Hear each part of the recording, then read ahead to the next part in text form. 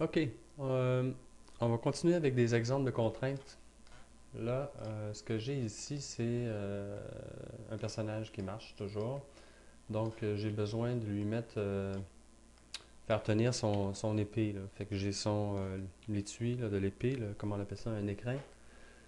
En tout cas, bref, ce truc machin-là. Et je veux qu'il tienne évidemment à la hanche avec sa ceinture et tout. Donc, ce que je veux faire, c'est d'abord qu'il soit bien attaché et qu'il reste en place dans cette position-là. Alors, ce que je peux faire, c'est la façon la plus simple, je dirais. Bon, d'abord, je vais aller dans Display Options, activer mon euh, X-Ray Mode, qui devrait être ici quelque part. Voyons, il me semble qu'il n'est pas loin là. Ah, là, comme ça. Donc là, ça me permet de voir tous les éléments qui sont là, puis je vais pouvoir utiliser certains de ces éléments-là animés comme parents.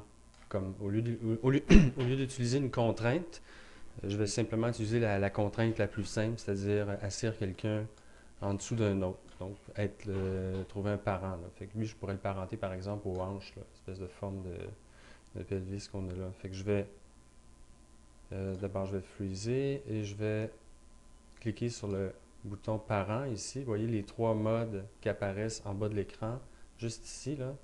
Vous avez Pick Child, Pick Parent et Terminate. Donc là, je vais faire Pick Parent. Et là, vous voyez que c'est dangereux. Là. Je pourrais cliquer le personnage et tout ça. C'est difficile de faire ça. Fait que je vais faire Terminate. Donc, je vais arrêter cette manipulation-là. Je vais plutôt faire le contraire. Je vais sélectionner le squelette, la pièce sur laquelle il va devenir le parent.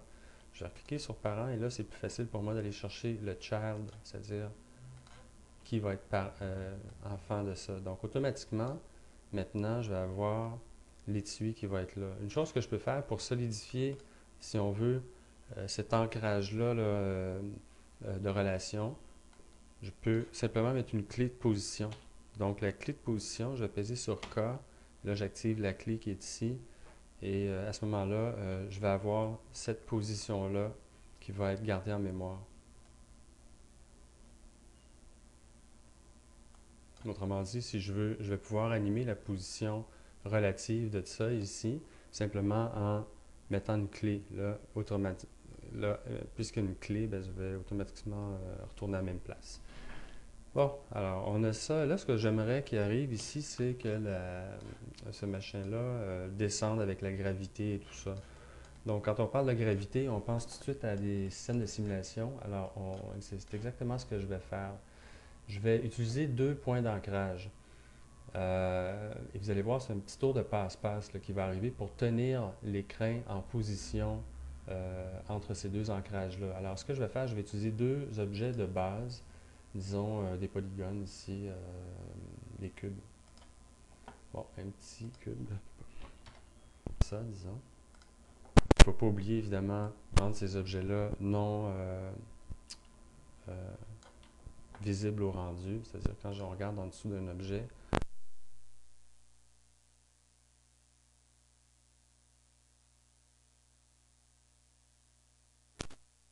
de le faire tout de suite. Donc, je sélectionne mon objet, cube 1, que je vais aller placer ici et je vais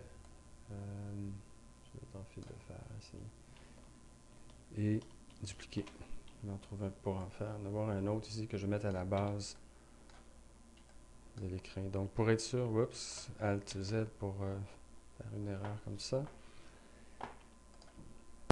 Donc là, je veux bouger mon objet puis le placer exactement là. Je vais faire CTRL, donc je vais activer le snap, puis je vais pouvoir snapper exactement sur cet objet-là. Comme ça, je sais que je vais être à la bonne place. Donc, ce que je vais faire maintenant, c'est créer une simulation, là, le spring qu'on a vu en classe, entre ces deux objets-là. Donc, comment est-ce que je vais faire ça? Cet objet-là va être l'enfant, pareillement comme exactement ce qu'on a fait pour le morceau de squelette qui est là. Donc, je vais sélectionner le squelette, je vais faire parent, donc je vais aller placer le cube comme en dessous de ma sélection. Oups, la sélection est partie. Je vais sélectionner ça, parent, et comme ça. Puis alors que celui d'en bas, il va être activé simplement par la gravité. Fait que lui, je vais le sélectionner, et je vais faire Rigid Body évidemment, celui-là est passif. Il va se laisser entraîner, si on veut, avec son parent. Oups, là, ce que je vois, je vais fermer ça. Mon cube est sauté derrière. Pourquoi? Parce que je suis au frame 59. Donc, je vais juste faire undo et ramener mon cube. Donc, j'ai enlevé la propriété de Rigid Body. Je vais ramener mon cube ici. Ça, je dois être au premier frame de la scène. Donc, je vais aller au premier frame. Et tous mes affaires sont encore là. Là, j'ai perdu mon petit cube de tantôt. Lui, est-ce que c'est lui ici? Oui. Donc, je vais le... Oups, là, j'ai un autre problème ici. J'ai une petite erreur. Là. Il y a un jump dans mon animation. Vous voyez, quand je suis au frame 1, je passe au frame 2, il y a un saut. Ce que je vais faire, je vais aller dans mon animation est dans le mixeur. Donc ici, je vais aller dans Time Properties, propriété temporelle du clip. Et là, ici, Source Clipping. Donc, au lieu de partir au frame 0, puis on voit qu'au frame 0, j'ai un problème jusqu'à frame 2, en fait. Donc, je vais rentrer le frame 2 ici.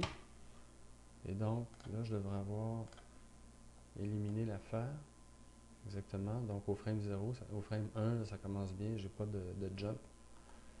OK. Donc, mon petit cube qui est ici. On va le ramener à bonne place, c'est-à-dire près de l'épée. Je vais le positionner. Donc V avec CTRL, je vais pouvoir faire un snap sur le point qui est là-bas. Je vais juste me rapprocher un peu, positionner un peu mon affaire. Alors là, je suis au frame 1 et je suis prêt pour appliquer la Rigid Body. Donc, celui qui est en bas est le Rigid Body actif.